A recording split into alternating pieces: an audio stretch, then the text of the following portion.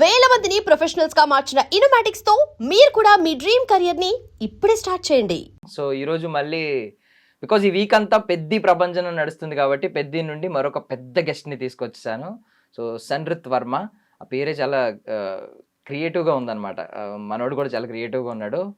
ట్రైలర్లో చూస్తే పెద్ద అని చెప్పి జెండా పట్టుకుని ఎగిరేస్తున్నాడు. మరి ఏంటి ఆ జోష్ ఏంటి, అసలు పెద్ద మీద ఇంట్రెస్టింగ్ విషయాలు ఏమైనా మాట్లాడుకుందాం.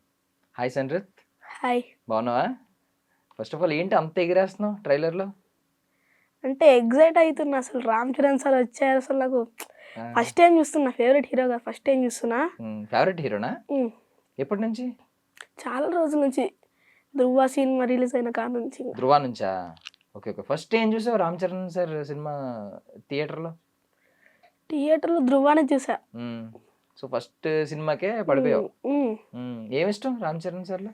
చాలా ఉన్నాయి నాకు. ఎక్కువ అంటే రెస్పెక్ట్, డాన్స్, ఇవన్నీ ఇష్టం. ఓకే. మరి దగ్గర నుంచి చూసావు కదా, అవన్నీ చూసావా? ఆ రెస్పెక్ట్, డాన్స్ అంటున్నావు కదా, డాన్స్ సీక్వెన్స్ చూసావా? డాన్స్ మూమెంట్స్ ఏమైనా చూసావా దగ్గరుండి? చూడలేదు. మిస్ అయ్యావా? అది కొంచెం బాగుండేది. మరి ఏం చూసావు రామ్ చరణ్ సార్ని సెట్స్ లో? ఏం చేయడం చూసావు? సెట్స్ లో డైలాగ్ చెప్పడం చూసాను. అసలు ఒక్క టేక్లోనే చెప్పేస్తున్నారు సార్. ఒక టేక్లోనే అన్ని. చాలా నేర్చుకోవాలి సార్ దగ్గర నుంచి. యాక్షన్ సీక్వెన్స్ ఏమన్నా చూసావా? ఫైట్స్ అలాంటివి? ఫైట్స్ అంటే చూడలేదు కానీ క్రికెట్ ఆడడం చూసా. క్రికెట్ చూసావా? ఈ షాట్ చూసావా, ఇలా వచ్చి ఇలా కొట్టడం చూసావా? ఓకే. ఇంకేమి షాట్స్ ఉన్నాయి? ఇంకో షాట్ చూసాను, బ్యాక్ ఫ్లిప్ అయ్యి ఇలా కొట్టడం చూసాను.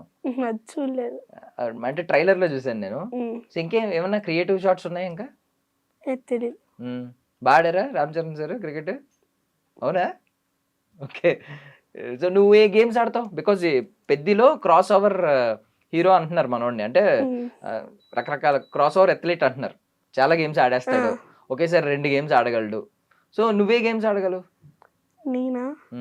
Cricket, kabaddi, badminton. ఓకే. ఇవన్నీ ఆడతావు నిజంగా? క్రికెట్లో అంటే నువ్వు బౌలరా, బ్యాట్స్మెనా? ఆల్రౌండర్. ఆల్రౌండర్. కబడ్డీలో రైడరా, డిఫెండరా? రైడర్. రైడరా? బాగా ఆడతావు కబడ్డీ కూడా? ఓకే. బ్యాడ్మింటన్? బ్యాడ్మింటన్ ఇప్పుడు నేర్చుకుంటున్నా. ఓకే. సో ఏంటి నీ ఫేవరెట్ స్పోర్ట్ ఏంటి మరి అన్నిటిలో? క్రికెటే. క్రికెటే.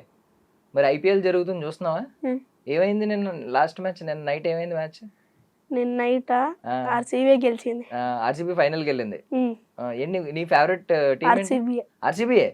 ఎందుకు? విరాట్ కోహ్లీ. విరాట్ కోహ్లీ? అయ్యయ్యా, నేను కూడా RCB fan, Virat Kohli fan.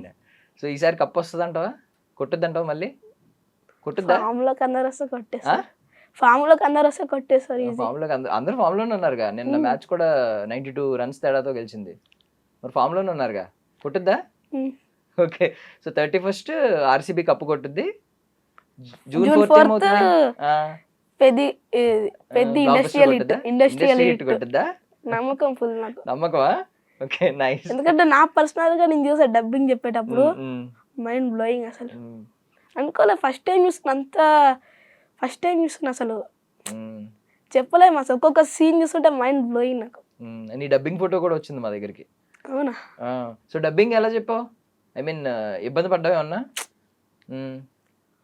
బాగానే చెప్పా. అంటే నువ్వు చాలా సీరియల్స్ చేసావు కదా, సీరియల్ కి డబ్బింగ్ చెప్తున్నప్పుడు లేదా సీరియల్ కి యాక్ట్ చేస్తున్నప్పుడు, సినిమాకి యాక్ట్ చేస్తున్నప్పుడు ఏమన్నా డిఫరెన్సెస్ ఏంటి?